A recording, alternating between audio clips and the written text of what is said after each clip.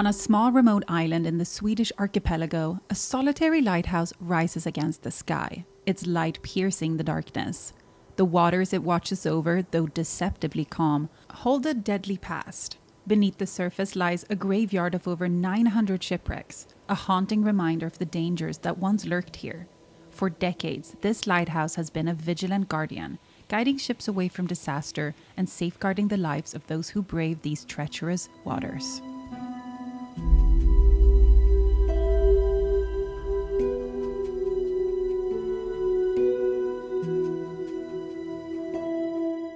We are now in Rönning, waiting for the rib boat that's going to take us to the island. 20 minutes by rib boat straight out into the ocean. That's right. For the next 24 hours, we will immerse ourselves in the solitude of this remote island, uncovering its secrets and experiencing what life was like here decades ago. If you're wondering why we're not on Svalbard, Christopher and I traveled to the mainland to record something fun in London, which I'm going to tell you more about next week. And then we took the opportunity to visit our best friends on the West Coast, which then led us to this experience, which we're about to embark on together. So let's head out.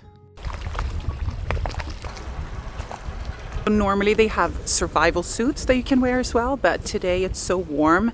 And it's also such a short ride that it's just enough to have a life jacket. It's really warm today. I think it's like 25 degrees. It's going to be a wonderful ride out. I am so excited. I've never been here. I didn't even know about it.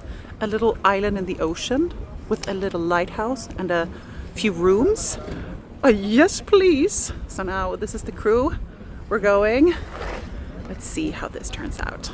He said that there were some swells, some pretty high waves when coming into the island.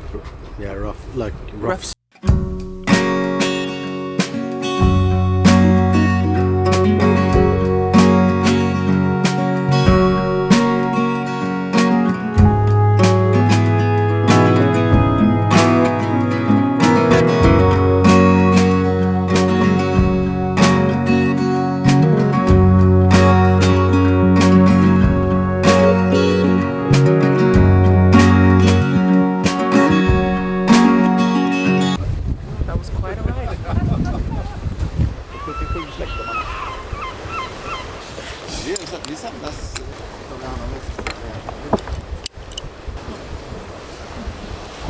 After a 20-minute boat ride, we've reached Paten Noster, also called Hamneskär, the island's official name. For more than 100 years, this isolated spot was home to the lighthouse master and the 3 families who lived here. In 1868, the lighthouse first shone its light, thanks to the dedicated staff who made this remote island their home. The lighthouse staff consisted of 3 families: the lighthouse master, the lighthouse keeper, and the lighthouse assistant with their wives and children.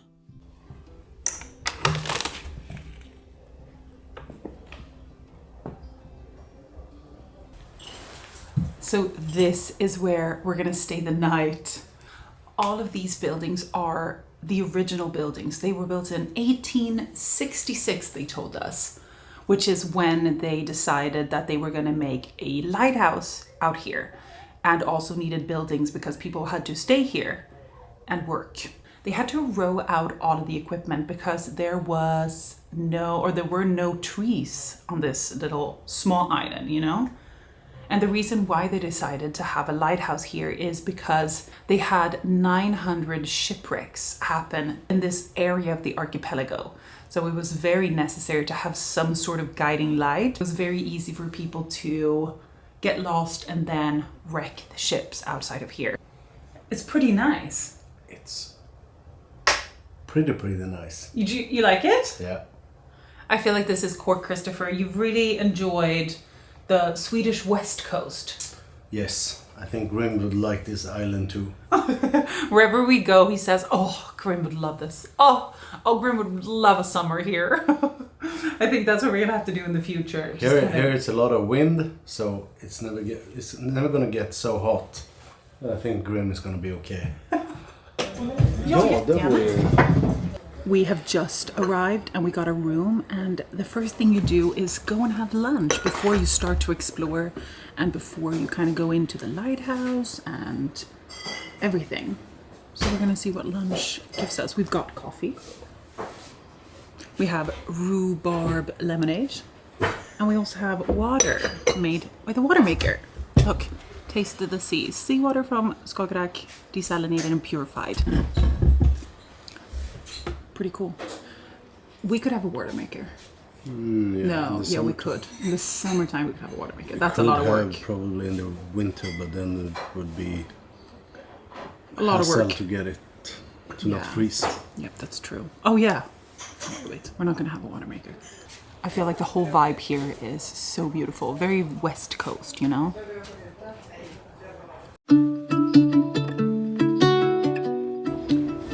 The fishermen come out here to the island and leave the fish every day.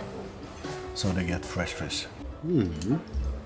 All right, let's see what this is. It's a lobster sauce with a white fish. Och potatissnappa. Potatoes. Taters. It looks delicious. Oh, jävligt god fisk.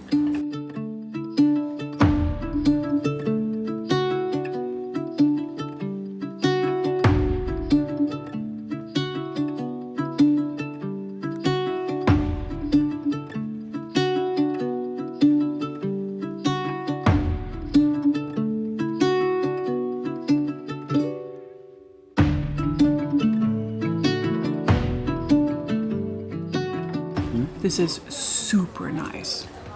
We're gonna have dinner in here tonight. Usually you can sit either inside or outside, but today is pretty windy. So tonight we're gonna have dinner in here, which is probably gonna be incredibly cozy, considering this gorgeous little room. Absolut. Supergott.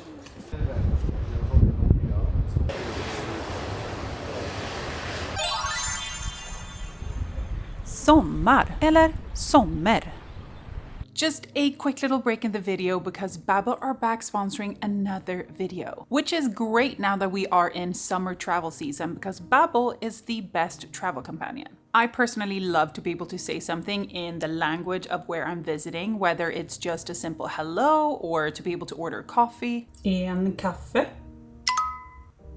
And this is why Babbel is ideal. Babbel is one of the top language learning apps in the world and teaches real-world practical conversations in the language that you choose. Lessons prepare you to have conversations about everyday things like travel or relationships and so much more.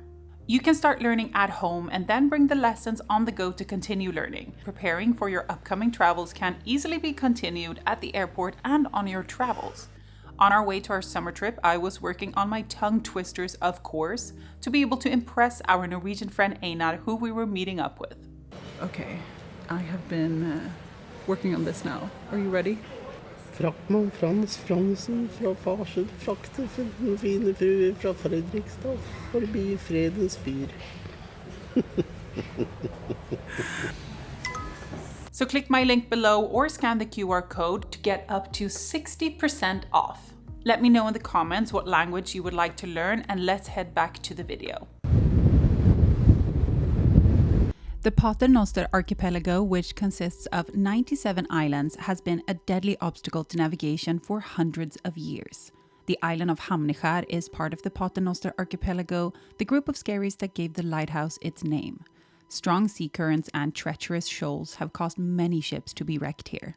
The lighthouse, built in 1868 by engineer Niels Gustav von Heidenstam, is one of 9 remaining lighthouses from his coastal system. Known as Heidenstammers, these lighthouses feature simple, ingenious designs with open iron pillar towers. Pater Noster, with an extra story, is nicknamed the King of Lighthouses. To be a lighthouse master, you were appointed it by the king by that time. So it was like a pretty good title to have.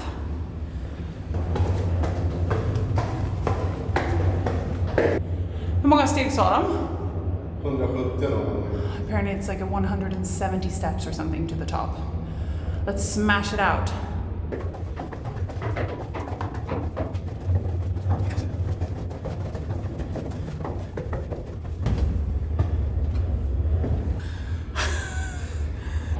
Oj! Oh, this is cool. Wow. This is really cool. what I learned was that this one now isn't like an actual lighthouse that they use, but it's still on. So it shines at a lower brightness than it would have otherwise. And it shines for 3 seconds every 12 seconds. Despite the guiding light of the lighthouse, there was still a risk of shipwrecks and drama, and it was not uncommon for the staff to shelter shipwreck survivors until the storm subsided. If lives were saved, rewards or medals were given. If they helped salvage cargo or goods from wrecked ships, they could receive salvage compensation. Considering there were over 900 reported shipwrecks before the lighthouse was built, it's remarkable to think about its impact. Since the lighthouse first illuminated the coast in 1868, up until 1977 when a new automated lighthouse took over, the number of shipwrecks in the area dropped to just around 75. I found a door to the outside. I did not think you could go out here. Weirdly enough, I'm usually pretty scared of heights. Quite liking it up here, but it's so windy. Look. Oh, this view though. Oh my god, this is terrifying. Oh, I'm not good with views. Holy moly. Oh my god. Wow, this is so cool though.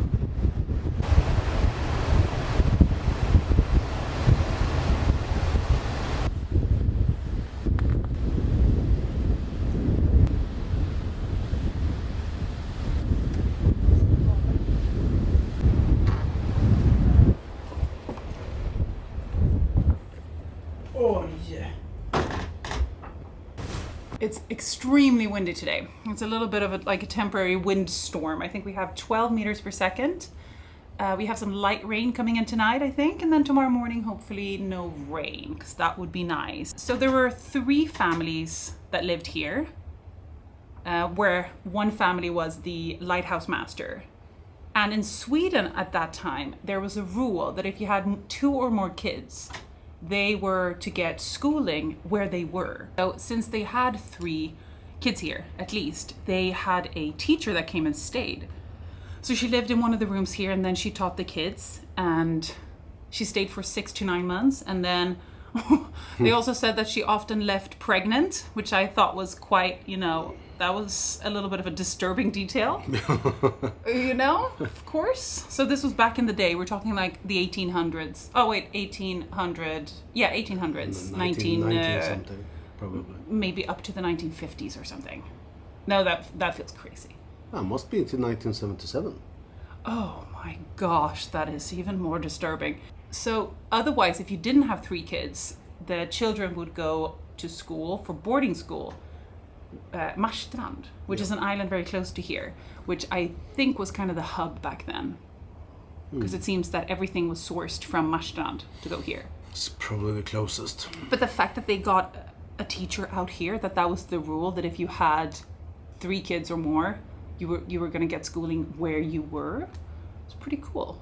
The buildings for the lighthouse staff and their families were completed in 1867. The houses were built in a square formation around the residential building, creating some shelter for the paved courtyard. The staff worked in shifts. In foggy conditions, they would signal with bells, cannon shots, or foghorns. The school was set up in the attic, which also served as the teacher's residence. The teacher would travel between several lighthouse stations. The last year the school operated was 1938. I'm gonna show you the shower for the sauna.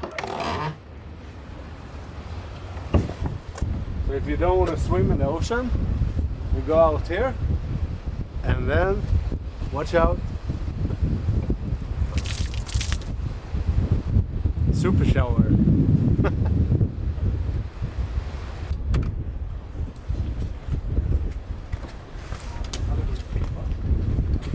How do I look? I feel like it's a vibe. We're gonna go to badtunnorna.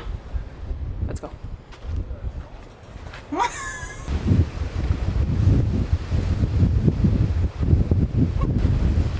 I think this is peak living. Do you know what I mean?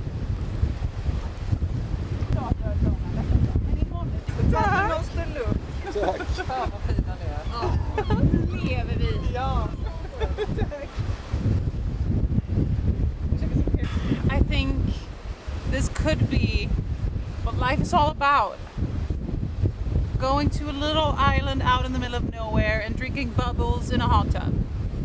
I mean, it's an option for a great life. It may be almost hurricane wind speeds, but that is not dimming my enthusiasm for this experience. Wow, is all I can say.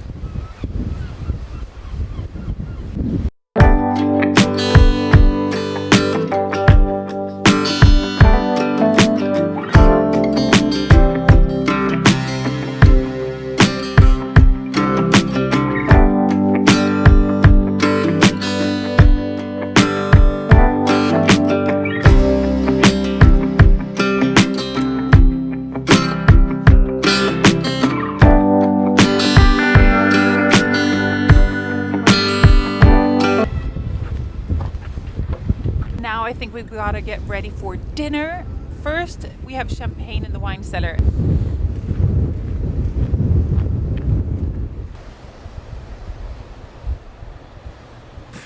Fit check.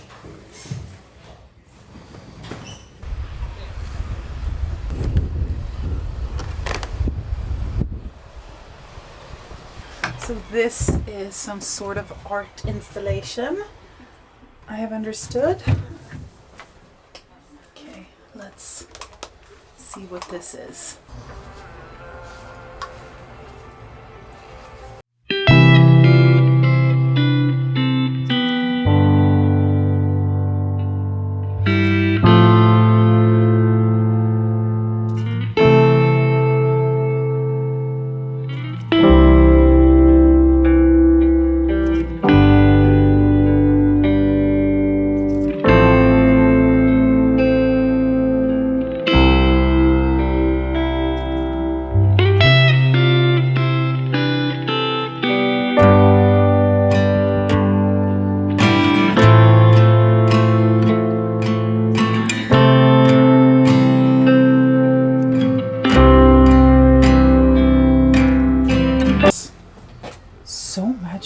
He wrote this song for here. It's dedicated for this exhibition.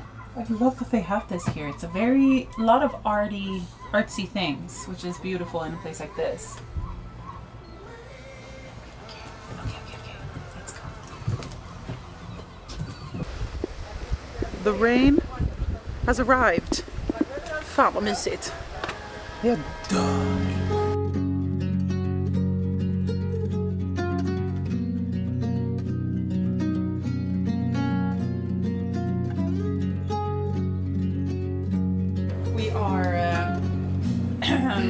By mistake 1 hour early to do the wine tasting.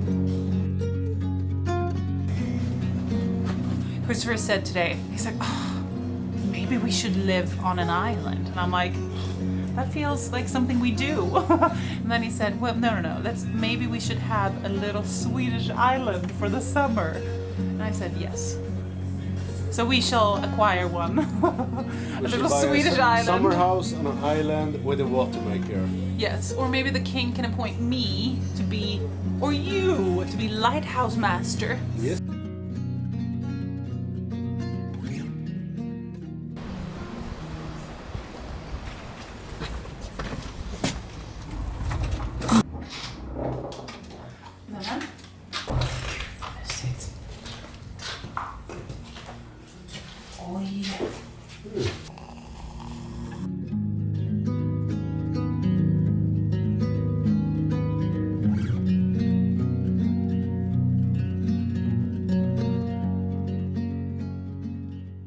So while this is a wine cellar now, before they used this for food storage because it's a very cold room. As you can see, we're deep in the stone, is that what you say? Or in the rock or in the mountain. So this was the perfect area to keep any food or anything else that you would need to keep cold. And while they didn't have any kind of cows or anything, because they found out that this wasn't a very good area for them, I asked about it. I'm like, do they have any sort of animals? There are so many cliffs that they didn't really like this area. There's not a lot of place for them to kind of go and graze either, so it wasn't a super successful way of keeping food, but they did have a ton of chickens. So that would be probably a really good way of getting food. Otherwise, everything else would be shipped from the mainland. And they kept it in here, but now it's this gorgeous wine cellar. And apparently it's very unusual to have 2 doors. So it's open this way and it is also open that way, which is unusual. Now we're gonna go have dinner. I'm a little bit late, so we need to run, guys.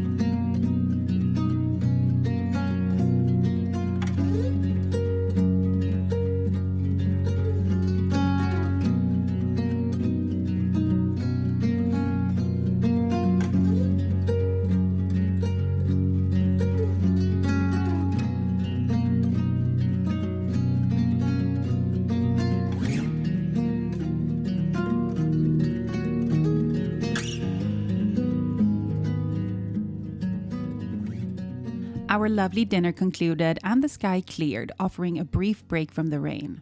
As dusk settled over our little island and the sky darkened, I began to wonder what life must have truly been like here decades ago. While I'm well acquainted with the challenges of living on a tiny island after 9 years on Svalbard, this is of course entirely different. Being confined to such a small space must have been both charming and, at times, incredibly difficult. As the ocean calmed, the once treacherous shoals surrounding the island became clearly visible, revealing the dangers they had posed for so many years. After being replaced by an automated lighthouse in 1977, Noster stood in darkness for 30 years. However, thanks to a dedicated group of volunteers who secured funding for its renovation, Noster was re-inaugurated in 2007, once again casting its light over the sea.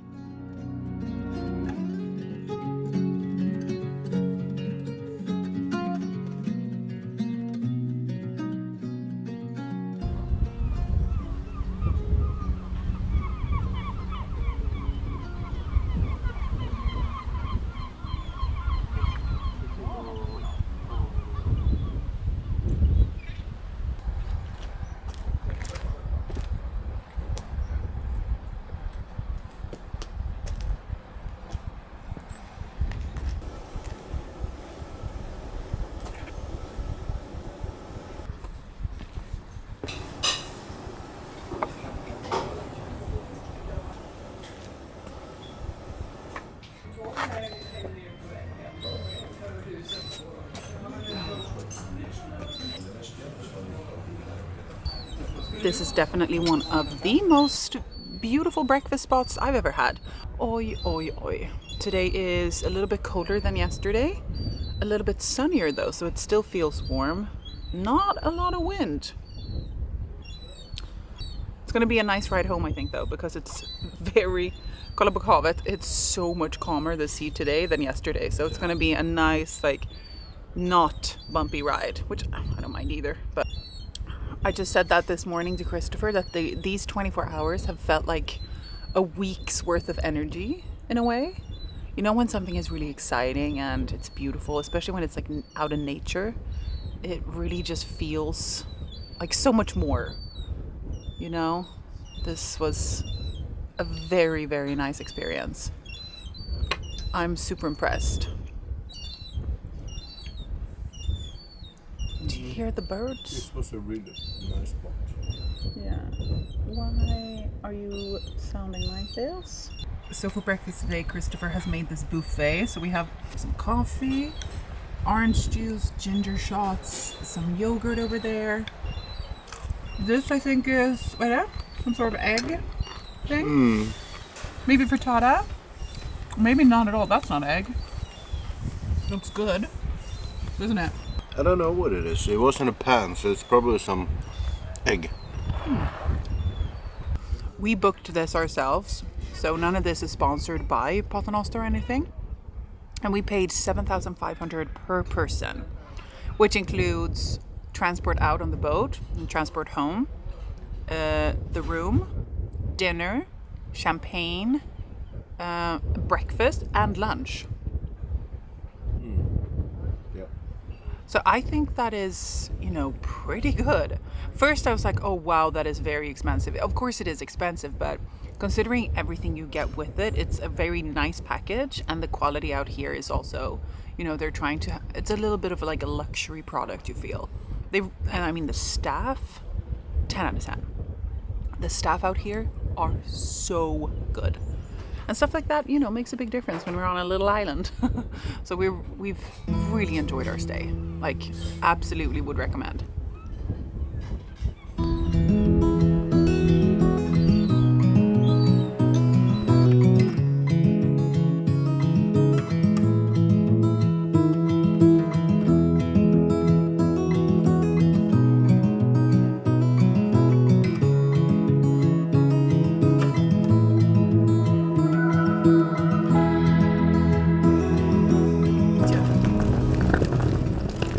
Our time has come to leave, which also is the end of this video. I hope you enjoyed it. We've had the best time saying goodbye to Paternoster and this incredible experience. Remember to check out next week's video. Who knows what we're doing? Like and subscribe. Thank you so much for watching. We're gonna head on board here now and head back to the mainland. I think next time you see us, we're back in Svalbard. But love you guys. What an adventure, huh?